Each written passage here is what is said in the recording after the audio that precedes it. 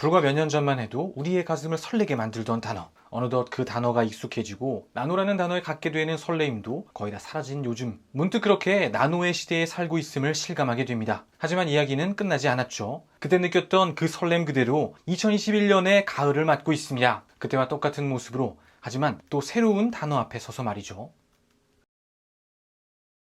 모든 이야기들이 시작되는 곳, 이후 우리가 반도체를 완성하기 위해 해야 하는 일은 이 위에 산화막을 만드는 것인데요. 그리고 아마 반도체 소부장에 관심이 많으신 분들께서는 너무도 잘 알고 계실 이름이 등장합니다. 이제 이후로 이어지는 미세 공정의 이야기는 전개가 없이 바로 절정으로 치닫습니다. 반도체를 만드는 전체 공정에서 가장 세밀한 작업, 나노 영역의 공정이 시작되는 것이죠. 모두가 아시는 것처럼 이 노광 공정은 포토레지스트가 도포된 산화막 위에 앞으로 완성될 반도체 구조의 설계도를 새기는 작업인데요. 이 노광 공정 이후로도 증착과 식각과 같은 또 다른 핵심 공정들이 있지만, 최근 들어 특히나 이 노광 공정이 주목받는 이유는 결국은 더 세밀한 밑그림을 그릴 수 있느냐, 더 정확하게는 그 세밀한 작업을 하는 장비를 활용할 수 있는 역량이 되느냐에 따라 파운드리 기업들의 기술 수준이 나뉘고, 반도체 시장에서 가장 부가가치가 높은 핵심 제품들의 수주 가능 여부가 결정되기 때문이 아닐까 싶습니다. IT 시장의 현재 그리고 미래가 담긴 이 모든 것을 위해 꼭 필요한 단어, 그리고 그것을 구현하기 위한 필수 요소가 바로 이 리소그래피 머신입니다. G라인, I라인에 이어 더 미세한 광원을 찾아 불화아르곤을 이 광원으로 활용하는 노광 기술이 등장한 이후에도 다시 여러 번의 진화 과정을 거쳐 현 세대의 노광 장비가 탄생했는데요. 지금은 바로 그 DUV 시대의 가장 마지막 시기를 지나고 있죠. 193나노의 광원을 가지고 무려 10나노급의 미세 공정을 구현하는 최종 진화 형태의 DUV 장비들의 모습인데요. 최근에는 반도체 부족 현상 때문에 이 DUV를 활용하는 레가시 공정의 중요성이 강조되면서 기업을 넘어 국가 번역 단위에서의 수급 노력들이 이어지고, 그렇게 계속해 이 DUV 노광 장비에 대한 추가 수요가 만들어지고 있는 중입니다. 그렇게 이 DUV가 현 세대 반도체 노광 공정을 이끌고 있는 단어라면 미래 반도체 미세 공정의 진보를 이끌 단어, 다들 너무도 잘 알고 계실 단어가 될 텐데요. 그렇습니다. 새로운 노광 기술의 시대를 이끌 EUV에 대한 이야기죠.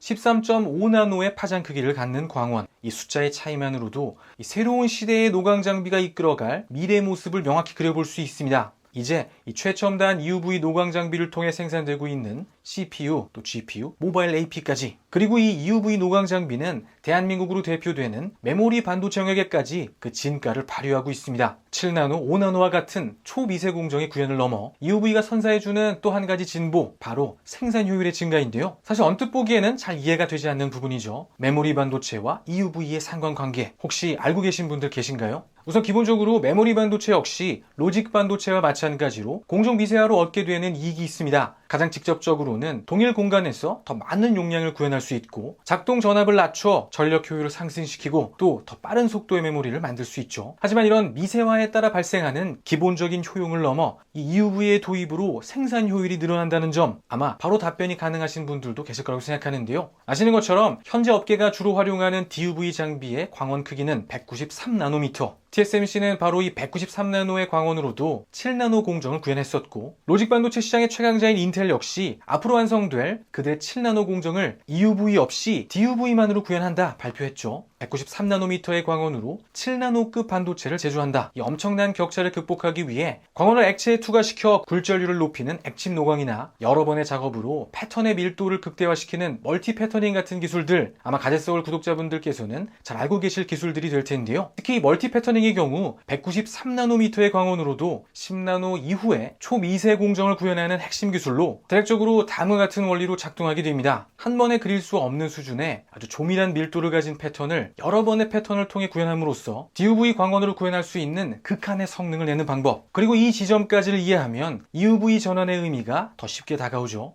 기본적으로 13.5나노에서 시작되는 EUV 광원으로 노광 공정을 진행함으로써 극한에 다다른 패터닝 작업의 수를 현격히 줄이고, 이는 생산력의 증대, 운영 효율의 증대로 이어집니다. 미세화라는 단어에만 집중하면 잘 보이지 않던 또 한 가지 EUV의 진가가 바로 여기에 있는 것이죠. 그리고 이 지점까지 이르게 되면 이 EUV라는 단어가 단지 소수의 기업만이 활용하는 일부만을 위한 기술이 아니라 앞으로 점점 더 많은 기업들이 활용하게 될 반도체 공정의 중심 기술이 될 것이라는 것, 다시 한번 직감하게 되는데요. 최후의 DUV 시대, 이제 그 마지막 시기 어느 쯤에 서서 차세대 광원, EUV가 만들어갈 새로운 시대의 모습을 그려봅니다.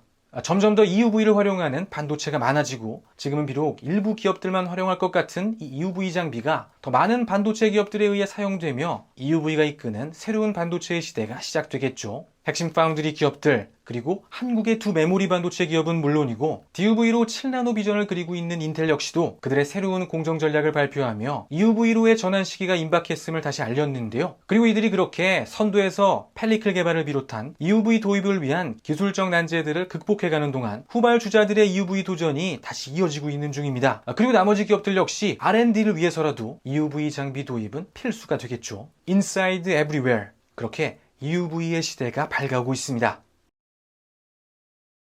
EUV 시대의 개막과 동시에 인류는 또 새로운 도전 앞에 서 있는데요. 나노미터를 넘어 이제 옹스트롬의 영역에 도전하고 있는 인류. 간혹 2나노미터 이후 더 이상의 공정 미세화는 불가능하다는 이야기를 마치 불변의 진리인 것처럼 이야기하는 경우가 있지만 인류가 만들어온 이 기술 발전의 이야기들을 오랫동안 응원해 오신 분들께서는 그것은 사실이라기보다는 깨뜨려야 할, 또 결국은 깨뜨리게 될 한 가지 가설에 더 가깝다는 것을 이해하고 계시겠죠. 물론 아직은 아무도 확신할 수 없는 이야기겠지만 한 가지 확실한 것은 적어도 이 노광 기술과 관련해서는 옹스트롬 시대를 위한 분명한 기술적 비전이 있다는 것인데요. DUV 시대에 193나노미터의 파장으로도 7나노대의 공정을 구현하는 것처럼 13.5나노에서 시작되는 EUV의 시대에서는 더 먼 곳까지 인류가 나아갈 수 있겠는데 그것을 증명하는 단어가 바로 하이-NA입니다. 우선 그림의 모습이 ASML에서 2000년대 중반에 내놓은 최초의 EUV 노광 장비 알파 데모 툴입니다. 이후로 ASML의 EUV 장비들은 꾸준히 성능이 개선되어 오면서 더 많은 생산량을 담보하고 그렇게 또 반도체 업계는 더 미세한 선폭을 그릴 수 있게 되었는데 이때 이 그림에서 주목해 볼 만한 부분이 바로 이 NA 값인데요. DUV에 비해 엄청나게 쉽게 흡수되는 이 EUV를 노광 장비로 활용하기 위해 EUV 장비는 기성의 광학계 대신 이렇게 아주 정교하게 만들어진 반사계를 통해 구성되어 있는데 이때 이 NA 값이 이 반사계가 얼마나 이 EUV 파장을 축소시킬 수 있는지에 관여합니다. 다시 말해 NA 값을 올리게 되면 더 미세한 회로를 그릴 수 있는 개념이죠. 이 NA 값을 올리기 위해 크게 두 가지 방법이 있습니다. 첫 번째는 반사경의 배율을 높이거나 아니면 반사경을 추가하는 방식인데요. 문제는 이 두 가지의 경우 모두 광원에 손실이 발생한다는 점이고 노광 면적이 함께 줄어들게 되어 노광 공정의 속도가 급속히 떨어지게 되는데 최초 0.25에서 출발한 ASML의 노광 장비의 NA 값이 현재는 0.33에 와 있고 이제 조만간 등장할 새로운 장비들은 0.55의 계급값을 가지고 등장할 것으로 예상이 되고 있죠. 광원의 손실을 최소화하는 최적의 배치를 찾고 광원의 출력을 높여 손실을 보상하고 또 마스크와 웨이퍼의 이동 속도를 높여 어쩔 수 없이 줄어들게 되는 이 노광 면적을 보상하는 진보된 EUV 머신. 기본적으로 개구수가 현재의 0.33에서 0.55로 상승하면 그릴 수 있는 선폭을 0.6배로 감소시킬 수 있죠. 이는 앞서 DUV에서 EUV로의 변화 효용을 설명하며 이야기 나눈 것처럼 패터닝의 횟수를 감소시키고 더 높은 운영 효율을 달성할 수 있게 해줍니다. 감소하는 공정의 수, 공정의 시간, 패터닝 비용, 그리고 계속해 이어지는 공정 미세화까지 옹스트롬 시대를 열기 위한 노광 기술의 미래 비전, 하이-NA가 만들어갈 미래 모습이 그려지시나요? 193나노의 DUV 노광 장비로 7나노대의 공정을 완성해온 것처럼 이제 13.5나노에서부터 시작하는 EUV 시대의 개막이 본격화되며 인류는 더 먼 곳으로의 진보를 시작합니다. EUV의 진짜 이야기는 이제부터가 시작인 것이죠. 누군가 여전히 이 EUV를 소수의 몇몇 기업들만의 전유물인 것처럼 최신 미세 공정이 필요한 극히 제한된 몇몇 제품의 생산에만 쓰인다고 이야기한다면 오늘 함께 나눈 노광 장비의 발전사와 하이-NA에 대한 이야기를 들려주면 어떨까요? 기술은 그렇게 단 한순간도 멈춰있지 않고 미래를 향해 나아가 오늘 누군가 진리인 듯 이야기하는 그 지독한 회의론을 무너뜨리겠죠. 옹스트롬의 시대로 향하는 인류, 그리고 우리가 곧 만나게 될 미래의 이야기들. 2020년대는 꽤나 의미 있는 10년이 될 것 같습니다. 반도체 업계에도 또 우리의 삶에도 마찬가지겠죠. Inside Everywhere. 오늘은 EUV에 대한 이야기였습니다.